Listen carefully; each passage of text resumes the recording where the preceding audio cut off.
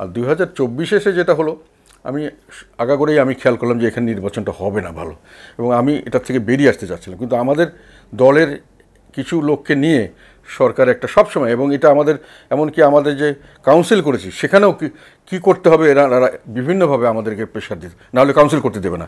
সরকার থেকে সরকারি বিভিন্ন বাহিনী এটা এসে একেবারে স্টপ করে দিস, যেটা আপনি না করলে আপনাকে কাউন্সিলের করার পারমিশন দেওয়া হবে না, ওখানে মানে ভাঙচুর হবে, ডিস্টার্ব করা হবে। তো কাজে তাদের মতামত অনুযায়ীও আমাকে কাউন্সিলের কিছুটা অ্যাডজাস্ট করতে হয়েছিল। তারপরেও আমি মনে করছিলাম দলটা সারভাইভ করুক, লেটার সি কী হয় ভবিষ্যতে।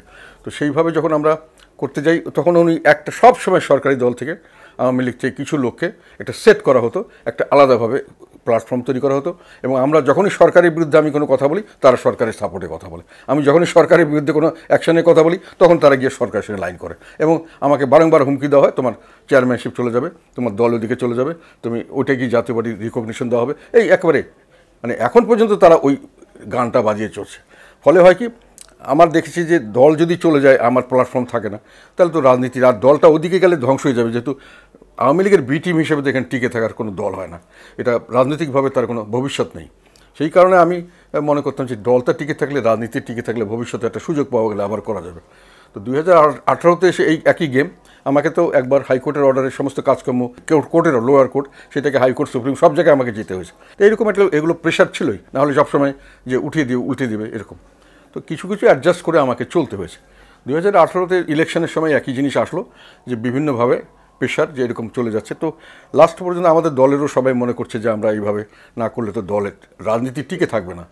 শেষ পর্যন্ত করতে করতে একসময় এসে আমার একটা লাস্ট ডেট ছিল যে এখানে আমরা উইথড্র করে ফেলতে পারতাম, মানে যদি আমি 17 তারিখে বোধহয় ডিসেম্বরে, যে সেদিনকে যদি আমরা নমিনেশন আমি প্রতীকটা আমি বরাদ্দ না করি তাহলে কেউ নির্বাচন করতে পারবে না। তো ওই 17 তারিখটা আমি আগের থেকেই বলেছিলাম, ওদেরকে বললাম যে আমরা নির্বাচনে আসবো, বিএনপি আসে নাই, এখন আওয়ামী লীগ তো জিতেই গেছে, সেখানে আমাদের সব ডিসি, এসপি, অল ইলেকশনে যারা কাজ সবাই দলীয় লোক, তা আমাদেরকে ওখানে ইলেকশন করার কোনো অর্থ আছে?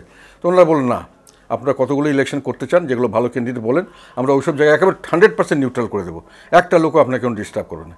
তো আমরা বললাম ঠিক আছে, আমাদের 300 আসনে আমাদের স্ট্রং ক্যান্ডিডেট নেই, যেগুলো যে আসে সেইভাবে আমরা। তো তারা বললো তখন কীভাবে করবেন, যে আমরা আলাপ করবো। আলাপ কী হলো, যে আমরা নৌকা মার্কা দিব না, তা আপনারা করেন।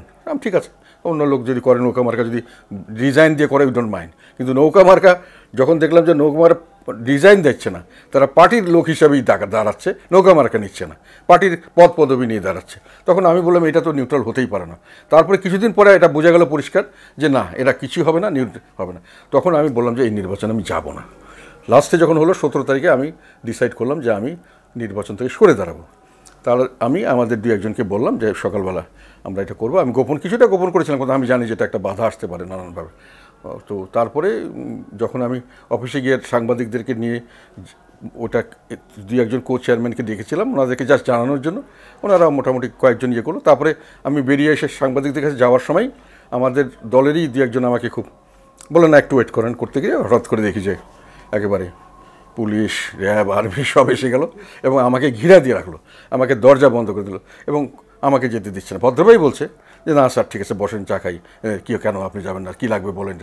তখন আমি বুঝলাম যে আমি তো এখন চারপাশে একেবারে আমার আশেপাশে গলি টলি সব ঘিরে দিল। তখন আমাকে তো অলমোস্ট অ্যারেস্ট। আমি যদি এখন এর মধ্যে জোরাজুরি করতে চাই তাহলে আমাকে জোর করে ধরে নিয়ে যাবে, আর আমাকে তো আমি দিতেও পারবো না, ইলেকশনও হবে, I shall be under custody.